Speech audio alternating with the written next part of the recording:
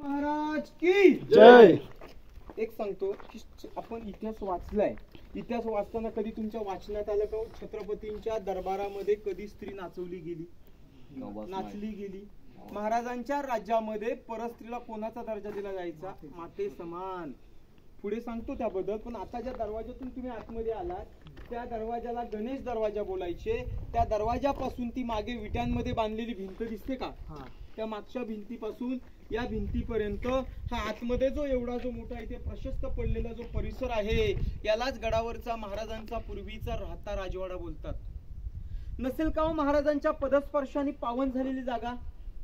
तर आज आम्ही असे लाखो शिवभक्त पाहतोय की खरोखर आल्याला या ठिकाणाची माती सुद्धा कपाळी लावून जातात.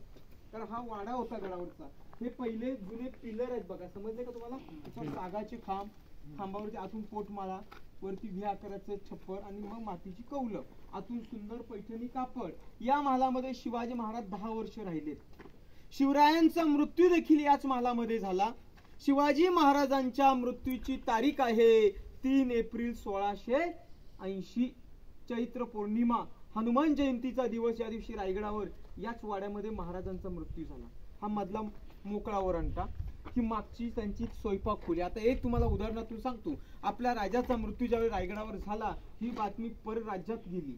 औरंगाच्या दरबारी जासूस मार्फत पोहोचली. औरंगजेब सिंहासनावरून खाली आला, मस्जिद मध्ये गेला आणि भगवंताकडे काय प्रार्थना केली? या अल्लाह, आपके जन्नत के दरवाजे खुले रख देना कि दखन का शिवाजी राजा, माँ बहन का इज्जत करने वाला शेर शिवा तुम्हारे पास आ रहा है. मेल्यानंतर सुद्धा ज्यांनी महाराजांची स्तुती केली असा तो औरंगजेब, असा चारित्र्य संपन्न राजा, इथे त्यांचा मृत्यू झाला होता. हे एक्झॅक्टली सर जागा नाही सांगू शकत, पण वाडा हा त्यांचा होता. याच महालात ते वारले. वाड्याच्या दोन्ही बाजूच्या भिंती, त्या भिंतींचे जे झरोके आहेत ते पूर्वीचे टेहळणीचे बुरुज. टेहळणी म्हणजे पहारा. तर त्यावेळी रस्ते नव्हते, सह्याद्री घाट माथ्यावरच उतरणार शत्रू. आणि आता पलीकडची साईड बघूया. खालची त्यांची खलबत खाण्याची खोली, मनोरे, तलाव,